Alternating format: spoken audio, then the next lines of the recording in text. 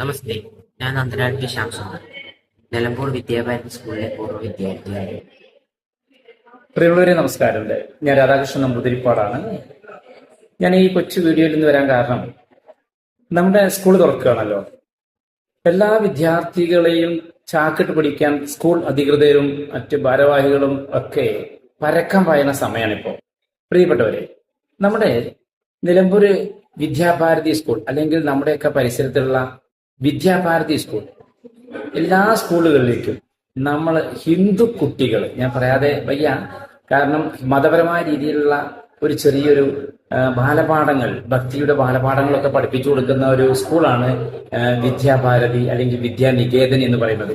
അപ്പോൾ ഈ വിദ്യാനികേതൻ സ്കൂളിലെ ഒരു വിദ്യാർത്ഥി ആവുക എന്ന് പറഞ്ഞാൽ അതൊരു മഹാഭാഗ്യം തന്നെയാണ്. ഓക്കെ, അപ്പൊ അതുകൊണ്ട് എല്ലാ കുട്ടികളും ഇനി മുതൽ നമ്മുടെ പരിസരത്തുള്ള വിദ്യാഭാരതി വിദ്യാനികേതൻ സ്കൂളിലേക്ക് അഡ്മിഷന് വേണ്ടിയിട്ട്, അവിടെ പോയി ചേരാൻ വേണ്ടിയിട്ട് എല്ലാവരും ശ്രമിക്കുക.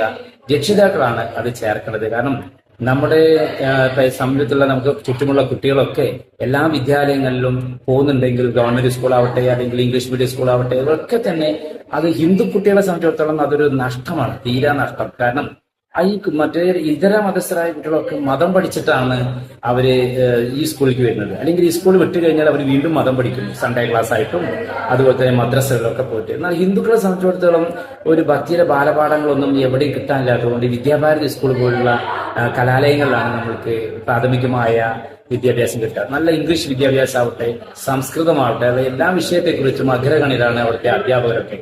അതുകൊണ്ട് എല്ലാവരും ഇന്നു മുതൽ തന്നെ നമ്മുടെ ഈ സ്കൂൾ തുറക്കുന്ന ഈ സമയത്ത് ഇത്രയും പെട്ടെന്ന് അടുത്തുള്ള വിദ്യാനികേതൻ സ്കൂളിലോ അല്ലെങ്കിൽ വിദ്യാഭാരതി സ്കൂളിലോ അഡ്മിഷൻ ചേരണം, അല്ലെങ്കിൽ അവിടെ പോയി ചേരണം എന്നാണ് നിലമ്പൂർ പാഞ്ചജന്യം ശ്രീകൃഷ്ണാശ്രമം എന്ന നമ്മുടെ നിലമ്പൂര് സ്നേഹാലയത്തിന്റെ അല്ലെങ്കിൽ ത്രിമൂർത്തി ക്ഷേത്രത്തിന്റെ വിനീതമായ അപേക്ഷ. എല്ലാവർക്കും നന്മ നേരുന്നു. Thank you. നമസ്തേ.